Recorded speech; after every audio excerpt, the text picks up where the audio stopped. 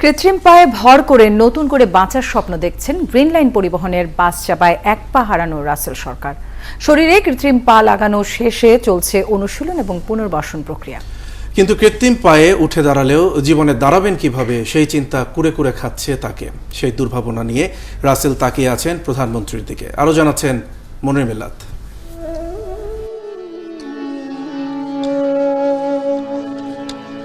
ভাবা যায় 1 বছর আগের টকবগে এই যুবক এখন চিরপঙ্গু।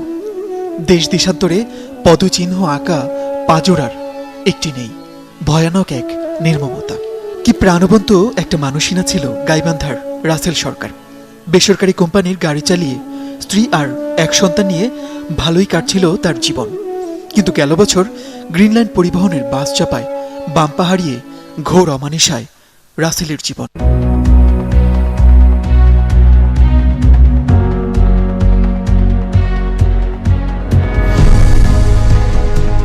কিন্তু সাভারের সিআরপি তাকে নতুন করে বাঁচার পথ দেখিয়েছে।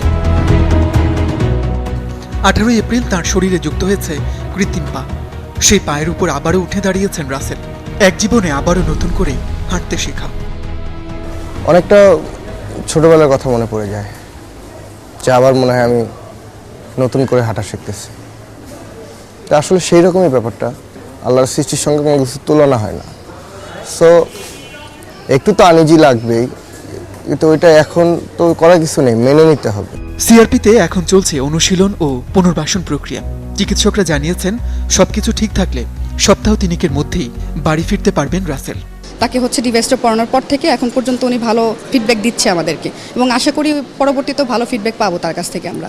কৃত্রিম পায়ে খুঁড়িয়ে খুঁড়িয়ে কোনো মতে না হয় বাকি জীবনটা পার করবেন, কিন্তু চিরপঙ্গুত্ব নিয়ে সংসার চালাবেন কেমন করে? ক্ষতিপূরণের 5 লাখ টাকা পেয়েছেন, বাকি টাকা কি আদৌ পাবেন? এত সব প্রশ্ন নিয়ে অসহায় রাসেল তাকিয়ে আছেন প্রধানমন্ত্রীর দিকে। মাননীয় প্রধানমন্ত্রীর কাছে আমার একটা আবেদন, উনি যেন আমার ব্যাপারটাকে একটু সুদৃষ্টিতে দেখে। আমি একজন শিক্ষিত ছেলে, এসএসসি পাস করেছে, আমার ওয়াইফও শিক্ষিত। উনি চাইলে আমাদেরকে পারে কোনো একটা সরকারি দপ্তরে, সরকারি কর্মস্থলে বসায় দিতে। রাসেল মনে করেন অন্যায়ের প্রতিবাদ করায় গ্রিন লাইনের চালক সেদিন ইচ্ছাকৃতভাবে তাকে গাড়ি চাপা দিয়েছিল। তাই ঘাতক বাস চালকের এমন শাস্তি চাইলেন, যেই শাস্তি বেপরোয়া সব চালকদের জন্য দৃষ্টান্ত হয়ে থাকবে।